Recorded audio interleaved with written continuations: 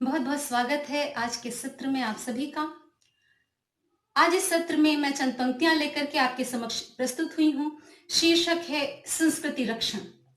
दोस्तों, भारत भूमि ऋषियों योगियों की भूमि रही है, जहां की मर्यादाएं परंपराएं ऐसी रही हैं, जहां हर किसी के मान सम्मान का रक्षण होता रहा है, धर्म का पालन होता रहा है, धर्म ध्वजा निरंतर लहराती रही है।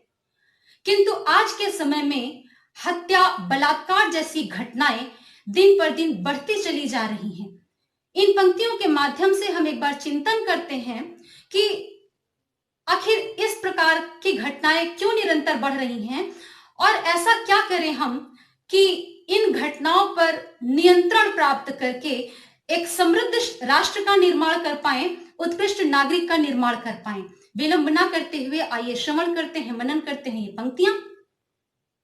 जब 5 गांव तक की हर बाला, जब 5 गांव तक की हर बाला केवल बहना होती थी, जब भाभी के मुखड़े में सबको केवल अम्मा दिखती थी, जब पालने में कोई बाला केवल दुर्गा दिखती थी, संस्कारों के साए में केवल मुस्कानें होती थी, जब 5 गांव तक की हर बाला केवल बहना होती थी, जब भाभी के मुखड़े में सबको केवल अम्मा दिखती थी, जब पालने में कोई बाला केवल दुर्गा होती थी, संस्कारों के साए में तब केवल मुस्कानें होती थी।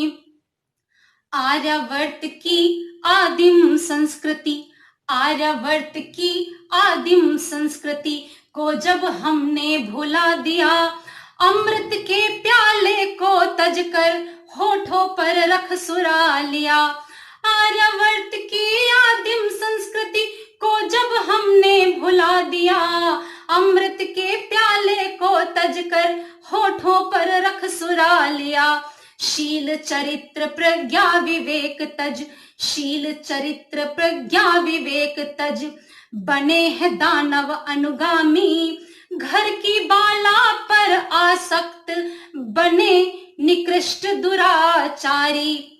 बच्चा बूढ़ा हर कोई यहाँ, बच्चा बूढ़ा हर कोई यहाँ पशु वृत्ति का अनुचर है, मर्यादाएं तार तार है, दुख दरिद्रता सहचर है।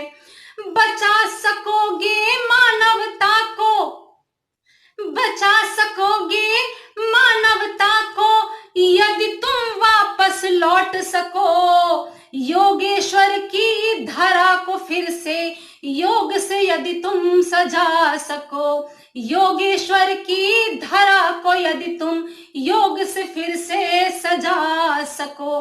बच्चा बूढ़ा हर कोई यहाँ पशु वृत्ति का अनुचर है, मर्यादाएं तार तार है, दुख दरिद्रता सहचर है।